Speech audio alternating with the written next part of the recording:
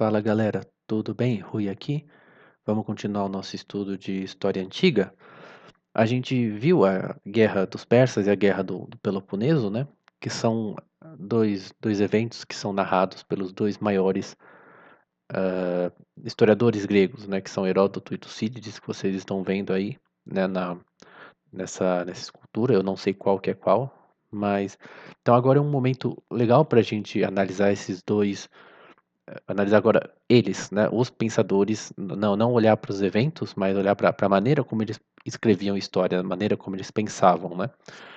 Então, antes de começar, lembre-se aí de curtir, comentar, se inscrever, né? Lembra que a gente tem uma série de lógica, tem toda a série de história grega, então tem bastante coisa aí no canal, né? E lembre-se que você pode ajudar a gente também no Tipa.ai com o link na descrição, beleza? Então, a gente pensa, né, essa imagem, ela é bem legal dos dois historiadores, né, porque quando a gente pensa em história grega, historiografia grega, né, historiadores gregos, a gente já pensa nesses dois caras, Heródoto e Tucídides.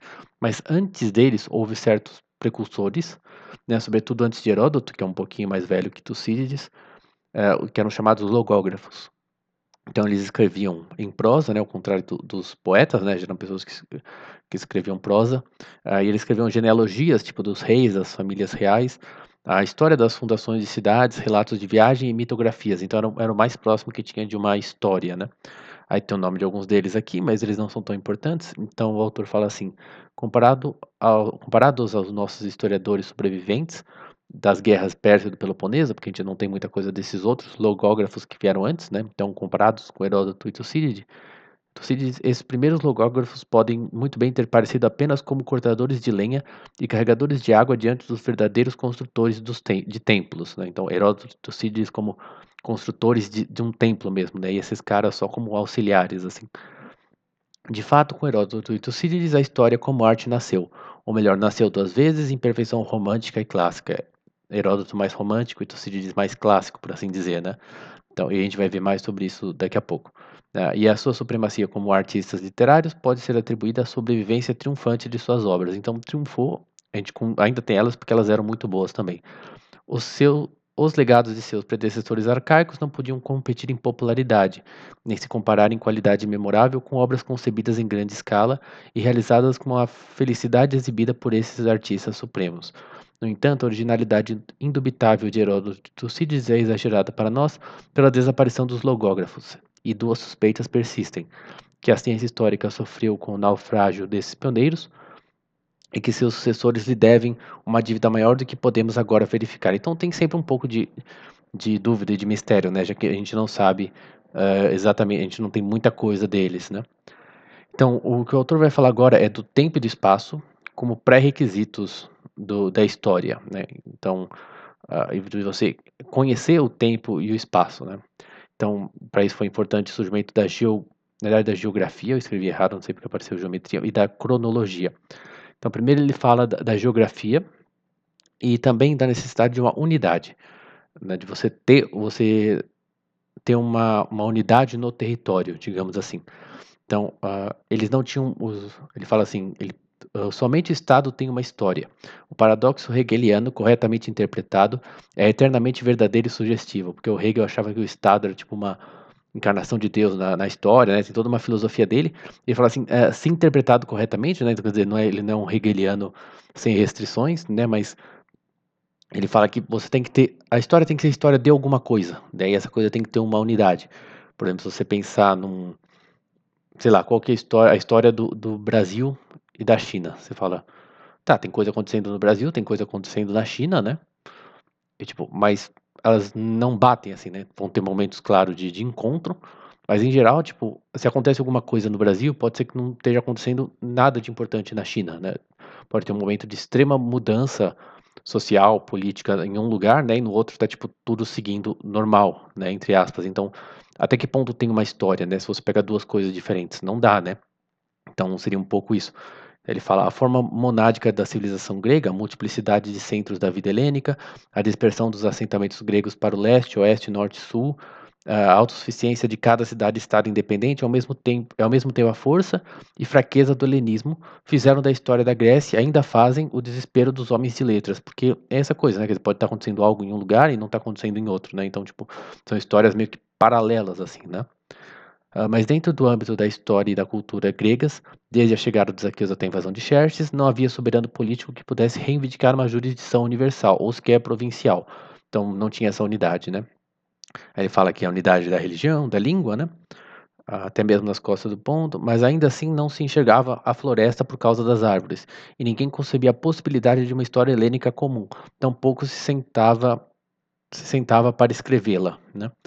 Não foi, portanto, por acaso que o príncipe da história jônica, que é Heródoto, veio a escrever o seu relato incomparável das realizações do mundo grego no terceiro quarto do século V antes de nossa era, ou seja, justamente após os gregos terem sido educados por meio dos ataques das forças reunidas dos bárbaros contra suas liberdades e instituições, a algo que se aproximava mais de uma incorporação única, ainda que breve. Então, quer dizer, os gregos, eles, tipo, tinham língua, tinham religião, várias coisas em comum, mas eles não tinham uma unidade, então eles não conseguiam escrever uma história deles, porque quando chegam, né, os persas, que eles chamavam de bárbaros, né, e eles veem uma ameaça comum, isso cria um senso de unidade e passa a fazer sentido você escrever uma história dos gregos, né, eles passam a se entender como uma história comum.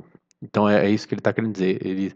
É essa oposição dos bárbaros que dá a eles um senso de unidade e passa a dar para escrever uma história comum, por eles terem uma unidade mais clara, apesar de ainda não ter um rei, né, uma unidade política, na verdade. Então, quanto à cronologia, Atenas já possuía um calendário mais preciso desde a época de Solon, mas os gregos cada um tinha o seu calendário. A padronização só veio 75 anos após o final da Guerra do Peloponeso, razão pela qual Tucídides utiliza uma cronologia interna, baseada nos anos desde o início da guerra e não no calendário ateniense. Porque Tucídides é contemporâneo da guerra, né? Ele era até um funcionário ali do Estado ateniense durante a Guerra do Peloponeso, né? Então ele meio que foi escrevendo as coisas que ele via, quase. Ele também pegava documentos, tal, relatos de outras pessoas, mas foi algo que ele viveu, né? Ainda assim, a reconstrução moderna da cronologia da história antiga é profundamente devedora de Tucídides. Ele fala que aqui, que na verdade tem certos eclipses do Sol e da Lua que estão narrados em Tucídides, então a gente sabe exatamente em que ano foi, né? A gente pega os relatos dele dos eclipses e a gente consegue calcular quando foram esses eclipses, né? E a gente consegue é, correlacionar o nosso ano com o ano do Tucídides. E como Tucídides relaciona os anos da guerra com o resto da história grega, o Tucídides é importante para a gente encaixar, né? Ele faz essa ponte entre a gente e a história e a cronologia grega, né? Aí ele fala que em Heródoto isso não funciona tão bem porque o Heródoto escreveu posteriormente, né? Então, posterior à guerra que ele está descrevendo, né? Então, esses relatos não batem tão bem, né? No restante, não se pode dizer com justiça que a cronologia de Heródoto seja inferior à de Tucídides, especialmente se levarmos em conta o caráter intrínseco de suas respectivas narrativas. Quando se trata de uma única guerra em uma escala que se pode chamar de Tucidídia, Heródoto se mantém à altura de seu sucessor imediato, porque Tucídides está falando de uma guerra menor, né? Sim, Heródoto está tratando de uma guerra que envolve toda a Grécia e o maior império que tinha no mundo naquela época, né? É tipo a Grécia inclui todo o império, chega até a Pérsia, né? Tipo, tipo metade do Mediterrâneo, né? E o Tucídides está falando de uma guerra interna da Grécia, né? Às vezes a guerra tem uma expedição siciliana que vai ali para a Itália, né? Os persas aparecem um pouquinho ali na Turquia, mas o Tucídides está falando de uma escala menor, né? Então, o Heródoto, a gente tem que dar ser um pouquinho mais tolerante com o Heródoto, porque ele está falando de um fenômeno maior, então é mais difícil você ter precisão, né? É um trabalho mais difícil, num certo sentido, né? Então, agora, a diferença entre os dois é justamente o aspecto antropológico que dá o contraste maior entre Heródoto e Tucídides. Que Tucídides, ele vai ser mais racionalista. Isso quer dizer que ele vai enxergar muito a relação de causa e de consequência, né, das ações dos homens, uma influenciando os outros. Quando a gente falar do Heródoto, a gente vai entender o que, que é essa. Vai ficar mais clara essa diferença, né? Mas ele fala assim: para Tucídides, né, a história apresenta as ações e os destinos das comunidades políticas que devem ser compreendidos à luz de fatores políticos, econômicos e psicológicos. Então ele fala que Tucídides entendia muito de psicologia, né? E ele, mas apesar disso, ele tem um método impessoal, né? E uma perspectiva objetiva e factual. A gente vai ver depois algumas críticas à imparcialidade sempre, né? Mas ele é racionalista, então é tipo muito focado na causa e no efeito, né? E numa sequência empírica, né? O que quer dizer isso? Heródoto não é racionalista como Tucídides, ele fala da intervenção de Deus na história. Um Deus justo, mas invejoso, bravo e vingativo. Então, uma frase que acho que é do próprio Heródoto, né? Que Deus não aceita pensamentos orgulhosos, exceto os dele. Então, quando algum mortal quer ficar muito poderoso, muito forte, acha que ele é o grande e está na ápice da glória, Deus vai lá e derruba ele, para meio que humilhar ele, né? Também Heródoto acho que acaba entrando muito no papel da mulher. Então a mulher como meio que tipo, sempre tem uma mulher que faz algum cara fazer alguma coisa que não devia, né? Então meio que seduzindo ou alterando, né, o rumo das coisas, né? Enquanto Tucídides é mais uma linha reta, é tipo causa e consequência, assim. Heródoto tem mais esse espaço para Deus e para esses outros fatores que não são tão racionais, digamos assim. Então, ao examinar mais de perto, pode-se descobrir, não sem surpresa, que nem sua antiga falácia da inveja divina, nem sua profusão de intervenções secundárias de Deus ou deuses na história, excluem concepções antropológicas sobre os cursos dos eventos humanos. Então, aqui ele também está falando assim, ó, não é que o Heródoto era uma pessoa supersticiosa ou que né, com crendices e que não queria analisar as coisas, digamos assim, cientificamente, mas ele, né, não é que ele era uma pessoa boba, assim, né? Ou supersticiosa, que seria a palavra. Então, quase se poderia se recorrer a Montesquieu para encontrar uma compreensão mais firme da relação entre física e política, uma referência mais clara das instituições e das artes ao clima, ao solo, à flora e à fauna, do que aquelas exibidas por Heródoto, notadamente em seus relatos sobre o Egito, a Sítia, a Líbia e até mesmo a Hélade. Países suaves geram raças suaves, e a moral de toda sua narrativa, o mar e as montanhas da Grécia, a pobreza de seu solo e o isolamento de seus vales, fizeram delas não apenas o lar da liberdade, mas o berço dos heróis. Então ele tem, quer dizer, uma relação entre a geografia, né, a situação mais difícil, né, cria um povo mais duro, né, e mais esforçado, né, mais capaz. Então ele está querendo também encontrar certas relações de causa e efeito, né? Entender o homem, né? Não é tipo só tudo é milagre, né? Tudo vai acontecendo assim misteriosamente, né? Só porque deu essa impressão, né? Mas realmente o Tucídides é mais racionalista, né? E o Heródoto abre mais espaço para esses outros aspectos, né? Para um Deus que interfere ali na história, né? Sem cair numa caricatura, né? Talvez já tenha sido dito o suficiente para sugerir a conclusão de que Heródoto e Tucídides, embora trabalhando por linhas muito diferentes, foram ambos historiadores criativos e artistas literários consumados. O valor histórico de suas obras, cada uma por si, e ainda mais se consideradas em conjunto, escapa a qualquer avaliação fácil. Ele decorre não apenas da narrativa contínua dos séculos VI e V, que como a gente viu, né, tem a guerra dos persas, né, e logo depois que eles ganham a guerra, já começa a ter um conflito entre Esparta e Atenas, que são as duas grandes cidades, né? Logo que acaba a guerra, Esparta não quer que Atenas tenha ah, as muralhas, né? E durante a própria guerra tem uma disputa para ver quem vai liderar a Grécia, né? E tem o problema de que Esparta quer se defender no istmo de Corinto, né? E Atenas está ao norte do istmo, então os teoricamente eles não vão defender Atenas, né? Porque seria muito arriscado, então já você vê que uma coisa já emenda na outra, né? Então Heródoto e Tucídides estão falando, cada um está pegando uma parte, né, de uma coisa contínua, né? Por isso que ele fala do século sexto e quinto, essas obras fornecem, mas também de forma igualmente rica, da medida em que esses autores refletem seu próprio ambiente e revelam a mente e a moral de sua época. Tal reflexão, de fato, é a missão consciente de Tucídides, mas é em seu testemunho indireto, em suas implicações colaterais, em sua autotraição, que ele é mais convincente. Seus propósitos expressamente memoriais e didáticos não são seus méritos mais intrigantes. Com Heródoto, o contraste entre o agora e o então, entre o passado e o presente, é naturalmente perceptível em toda parte de forma consciente. Mesmo suas histórias gregas começam, por assim dizer, na geração anterior e retrocedem pela era lírica dos déspotas até a era heróica de Homero e do ciclo épico, enquanto seus logoi não helênicos levantam todo o imenso contraste entre os gregos e as civilizações e não civilizações não helênicas da era persa. Então, Heródoto faz mais essa essa separação entre o passado e o presente, né? E ele mostra a diferença entre os gregos e os não gregos, que eles chamavam de bárbaros, né? Então tem uma vasta sabedoria nos dois, né? E pode parecer quase impossível que uma mesma nação, isso é bem legal, em um intervalo de apenas cerca de 25 anos, que separa a morte de Tucídides da morte de Heródoto, tem exibido duas fases de importância histórica tão agudamente e cruelmente contrastantes. A Hélade unida de Heródoto, transfigurada e glorificada pela repulsa do bárbaro, e a Hélade de Tucídides, dilacerada, dividida contra si mesmo. Jônica contra Dórica, oligarca contra democrata, até mesmo democrata contra democrata, Atenas e Esparta, Atenas e Siracusa, em guerra sem tréguas.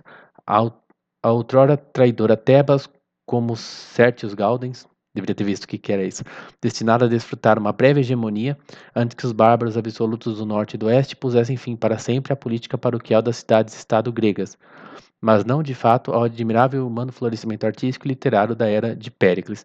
Então, quer dizer, você tem esses dois momentos, né? Quer dizer, é interessante porque a Grécia tem essa unidade por causa dos persas, e logo depois que os persas saem, desfaz essa unidade, né?